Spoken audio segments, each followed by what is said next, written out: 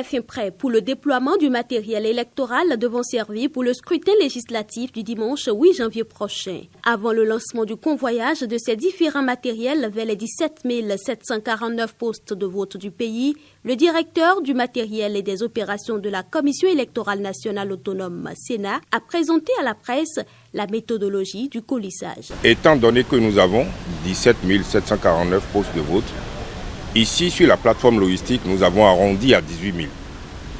Donc dans un premier temps, nous avons fabriqué 18 000 colis de matériel, documents et matériels électoraux.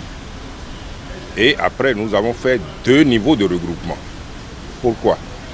Le premier niveau de regroupement, c'est au niveau des arrondissements. Donc les 18 000 colis ont été regroupés en 546 gros colis. Parce que nous avons 546 arrondissements. Et donc, puisqu'on ne peut pas avoir 546 voitures pour les transporter, nous avons refait un deuxième gros regroupement, donc par commune. Donc les arrondissements à l'intérieur des 77 communes. Donc ce qui fait que nous avons aujourd'hui 77 gros colis qui sont prêts pour être transportés et pour faire la desserte vers chacune des communes.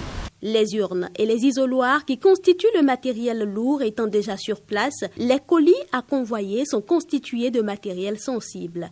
Nous mettons dans les colis ceux dont a besoin les membres de poste de vote et en même temps ceux dont auront besoin les coordonnateurs d'arrondissement. Alors donc on peut commencer à citer l'encre indélébile, l'encreur pour marquer la liste d'émargement, les outils, les ciseaux, les pots de colle, etc. pour les membres de poste de vote, mais surtout le procès verbal de déroulement du scrutin qui est un document important, aussi bien pour la Sénat que pour le juge du contentieux.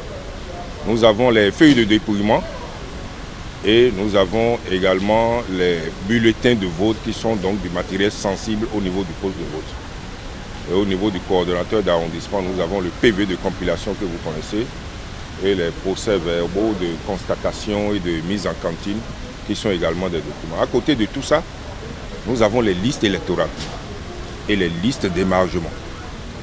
Donc c'est sur ces listes que les Béninois poseront leur pouce dimanche prochain, pouce encreur, tout ça pour marquer qu'ils ont voté. Donc voilà un peu synthétisé le contenu de ces plis, sans oublier les enveloppes inviolables et beaucoup d'autres matériels électoraux.